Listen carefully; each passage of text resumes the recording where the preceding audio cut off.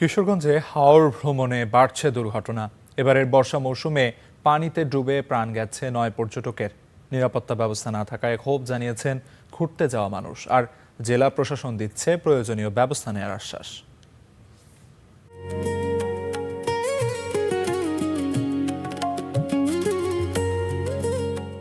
বর্ষায় পানিতে টইটুম্বুর হাওর, সাথে বিশাল জলরাশির সৌন্দর্য। তাই তো প্রতিদিনই পর্যটকদের ভিড় কিশোরগঞ্জে।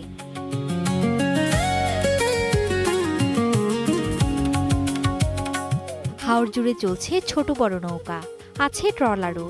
তাতে চড়ে পর্যটকরা ঘুরে বেড়াচ্ছেন। কেউ কেউ হাওরের জলে গা ভিজিয়ে খুঁজছেন প্রশান্তি। তবে এই আনন্দের মাঝেও বিষাদ, মাঝে মধ্যেই ঘটছে দুর্ঘটনা। পানির স্রোতে একজনকে আমাদের সাথী ভাইকে নিয়ে গেছে গা মাঝখানে। এরকম কোনো সাইনবোর্ড বা লিখিত বা কোনো নিশানও নাই। সাঁতার না জানলেও তারা নামার জন্য করে, তখন আমরা বলি যে লাইফ জ্যাকেট, এবং সাঁতার না জানলে যেন স্রোতের মাঝে যেন না নামে।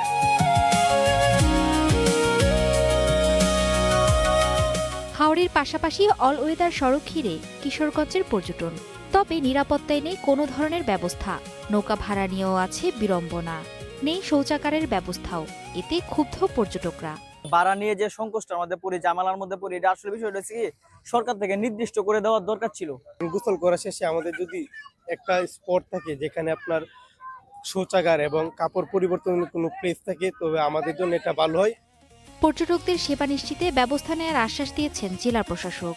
পাশাপাশি বিপজ্জনক স্থানে সতর্কতামূলক সাইনবোর্ড স্থাপনের কথাও জানালেন তিনি। যানগুলোতে আমাদের একটা ভাড়া যে নির্ধারণ করা, সেটা আমাদের উপজেলা প্রশাসনকে বলে দিয়েছি যে এটা যেন অবশ্যই ভাড়াটা নির্ধারণ করে দেওয়া হয়। ঝুঁকিপূর্ণ পয়েন্টগুলো ইউনোদেরকে বলেছে লাল ফ্ল্যাগের মাধ্যমে পয়েন্ট আউট করে দেওয়ার জন্য, এবং পাশাপাশি তারা যেন একটু মাইকিং করে মানুষজনকে সচেতন করে যে হাওরের এই পয়েন্টগুলোতে যেন মানুষজন পানিতে না নামে।